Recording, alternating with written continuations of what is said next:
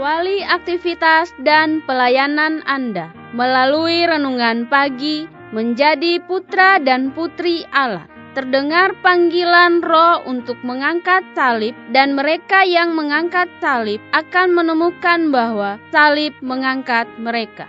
Dituliskan oleh Ellen G. White bersama Pendeta Denny Kanajo. Selamat mendengarkan.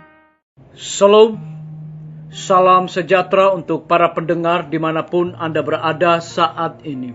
Kita berjumpa kembali dalam mendengarkan firman Tuhan melalui audio Renungan Pagi. Pada tanggal 20 April 2021 dengan judul Mengubah Sifat Kita yang Suka Menentang kepada Ketaatan. Sebelum kita melanjutkan bacaan renungan kita pada saat ini, saya mengajak semua para pendengar yang setia untuk berdoa bersama-sama. Bapa di sorga, terima kasih oleh karena kebaikan dan kemurahan dan rahmat Tuhan besar bagi hidup kami. Sepanjang malam di dalam tidur kami, hingga tiba di pagi hari ini kami dibangunkan dengan tubuh sehat dan segar. Sebelum kami melakukan aktivitas pelayanan pekerjaan kami sepanjang hari ini, kami akan mempelajari kebenaran firman Tuhan. Curahkanlah kuasa Roh Kudus-Mu kepada kami. Ampuni kami Tuhan, karena kami sudah berdoa hanya di dalam nama Tuhan Yesus dan Juru Selamat kami. Amin. Ayat inti kita terambil di dalam Ibrani 13 ayat yang ke-17, demikian firman Tuhan. Taatilah pemimpin-pemimpinmu dan tunduklah kepada mereka, sebab mereka berjaga-jaga atas jiwamu, sebagai orang-orang yang harus bertanggung jawab atasnya. Dengan jalan itu mereka akan melakukannya dengan gembira, bukan dengan keluh kesah, sebab hal itu tidak akan membawa keuntungan bagimu. Mari kita ikuti penjelasannya. Ada sebagian pemuda dan pemudi yang tidak mempunyai metode dalam melakukan pekerjaan mereka. Meskipun mereka selalu sibuk, mereka hanya dapat menunjukkan sedikit hasil saja.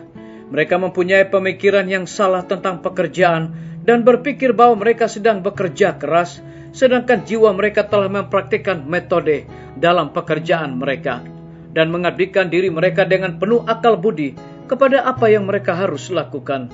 Mereka sudah pasti dapat mengerjakan lebih banyak dalam waktu yang lebih singkat. Oleh menghabiskan waktu atas hal-hal yang kurang penting, mereka mendapati diri mereka tergesa-gesa, kebingungan, dan dikacaukan. Apabila mereka diminta untuk melakukan tugas-tugas yang lebih penting, di bawah keadaan seperti ini, di mana pemuda dan pemudi mengadakan kesalahan-kesalahan yang demikian dalam disiplin hidup mereka. Akan besarlah dosa kalau tidak memberikan kata-kata nasihat dan petunjuk. Adalah suatu perkara yang sangat sulit memberitahukan kepada orang-orang kesalahan mereka. Orang yang menegur itu mungkin akan menerima tantangan dan perlawanan karena orang yang ditegur itu mempunyai sifat sombong dan keras kepala. Tetapi meskipun demikian, nasihat harus diberikan dan kesalahan-kesalahan harus dipaparkan. Biarlah orang-orang muda itu mempertumbuhkan suatu roh yang dapat diajar, agar mereka boleh mendapat untung dari upaya orang-orang yang berusaha hendak menolong mereka. Mungkin tampak bahwa kita menyelidiki hati kita sendiri dan membereskan segala tindakan kita sendiri, oleh standar kita sendiri pula. Tetapi bukan itu hal yang sebenarnya. Ini hanya akan membuat cacat gantinya reformasi. Pekerjaan itu harus dimulai dalam hati. Maka kemudian roh perkataan, ekspresi wajah, dan perbuatan hidup akan menyatakan bahwa suatu perubahan telah terjadi. Dalam mengenal Kristus oleh anugerah yang telah dicurahkannya dengan berkelimpahan, kita pun menjadi berubah. Dalam kerendahan hati, kita akan memperbaiki segala salah dan cacat tabiat. Oleh karena Kristus berdiam dalam hati, kita akan dipantaskan untuk keluarga surgawi yang di atas. Biarlah bacaan renungan kita saat ini akan menjadi berkat bagi kita semua. Mari kita tunduk kepala dan berdoa. Bapa di sorga, terima kasih oleh karena kebenaran firman-Mu pada pagi hari ini, mengingatkan kembali kepada kami, agar supaya kami harus mentaati pemimpin-pemimpin dan tunduk kepada mereka. Terpujilah nama-Mu ya Tuhan. Pada saat ini hamba berdoa untuk Bapak Presiden bersama dengan wakil, seluruh menteri dan stafnya, gubernur bersama wakil, bupati bersama wakil, wali kota bersama wakil, camat, lurah, RT, dan RW, dimanapun mereka berada saat sekarang ini.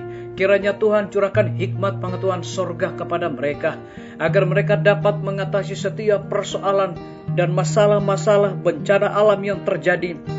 Semuanya itu tepat pada waktunya, sesuai dengan petunjuk dan kehendak-Mu, ya Tuhan.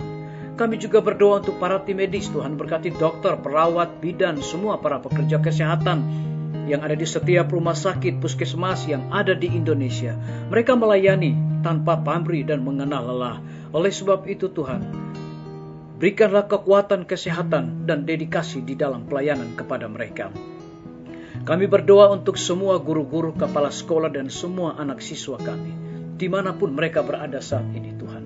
Walaupun mereka mengalami berbagai macam kesulitan Tuhan, oleh karena anak-anak harus belajar dari rumah. Namun kami percaya dengan dedikasi sorga, guru-guru kami akan dapat memberikan pelayanan yang terbaik kepada para siswa. Kami juga teringat pimpinan-pimpinan organisasi gereja Tuhan, dari tingkat yang tertinggi sampai kepada gembala jemaat dimanapun mereka berada. Saat ini Tuhan, mereka membutuhkan akan kecurahan Roh Kudus di dalam pelayanan mereka. Kami berdoa untuk TNI, Polri, PNS, wira swasta, petani, pedagang, nelayan, tukang grab, saudara-saudara kami yang ada di dalam penjara, bahkan saudara-saudara kami yang ditimpa oleh berbagai macam badai, peristiwa alam yang terjadi saat ini. Kami percaya bahwa Tuhan akan lindungi, pelihara mereka, cukupkan kebutuhan mereka, dan Tuhan hiburkan mereka selalu. Kami juga menyerahkan para pendengar yang setia dimanapun mereka berada saat ini yang berulang tahun. Dengan bertambahnya usia yang Tuhan percayakan bagi hidup mereka, mereka selalu bersyukur dan melayani Tuhan senantiasa. Terima kasih Tuhan Yesus, ampuni kami Bapa, karena kami sudah berdoa hanya di dalam nama Tuhan dan Juru Selamat kami. Amin. Sampai jumpa. Tuhan Yesus memberkati kita semua.